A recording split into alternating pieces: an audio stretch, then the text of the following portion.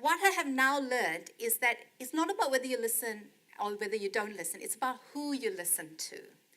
And so what I've learned is to embrace the critical voices that are critical and authentically critical about what you're doing, but not to embrace the critical voices that are critical about you.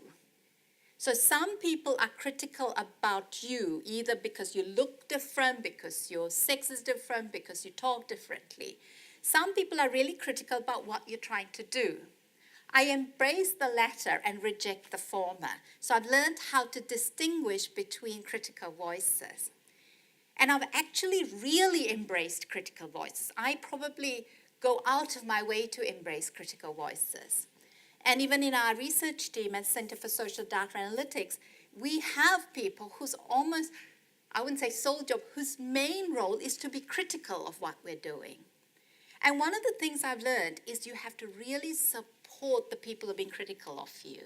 You have to nurture them. It's actually a bloody tough job being critical of Professor Rhema Vaithianathan. I can tell you that. No, seriously, it really is. It's a bloody tough job being critical of me. So I have to support the people who are critical of me by telling them, yes, you were right, I was wrong. I try to say that as much as I can. You were right, I was wrong. I took your advice, we did this, not took I, but we together decided you were right, we did this, and you know what, it worked out better than if we had done what I wanted to do.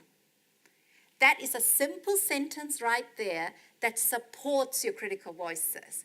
I hear a lot of bullshit from a lot of men saying to me they embrace critical voices. A lot of people don't. What they mean is they get people critical, bring them in, and then force them to accept that what they're doing is right. Embracing critical voices is actually nurturing and supporting critical voices. So that's one of the lessons I've learned. The other lessons I've learned, and I am really like a stickler for, is debriefing after every failure. I am so kind of anal about debriefing after every failure, after every grant application I don't get, after every community meeting where I thought, nah, that didn't go very well. I'm not sure if I'm going to have to debrief after today. Let's see. Let's see in your survey.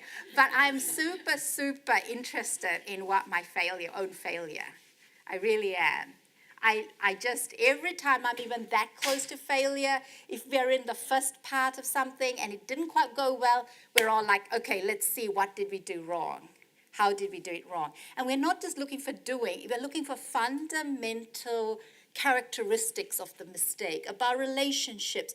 We keep asking why and why and why until we understand what the fundamental emotional content of the relationship is.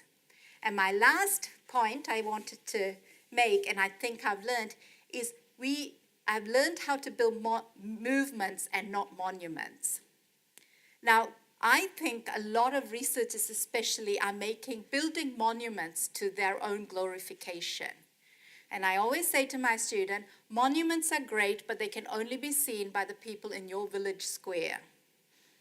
So what we're talking about is depersonalizing and pushing out all your ideas into multiple people who build monuments for themselves on your ideas. I don't want monuments. I am the most interested in not being the person who embodies this. I don't want people to know me. I want people to know my ideas and the change that I'm trying to make. So I think that the motivation you have to really understand yourself and understand your own motivation. Because if at any point you start getting pissed that someone is doing something that was your idea, that's a good alert for you. If you're ever pissed that someone is doing something, A, you think is a good idea, and B, is something that you might have thought out, but they haven't acknowledged to you, ask yourself, why am I feeling like that?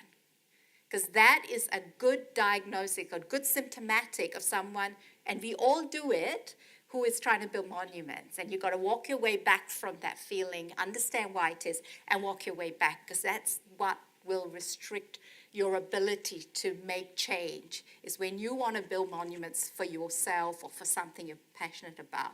We are not in that to me as a change maker, I am not in that business.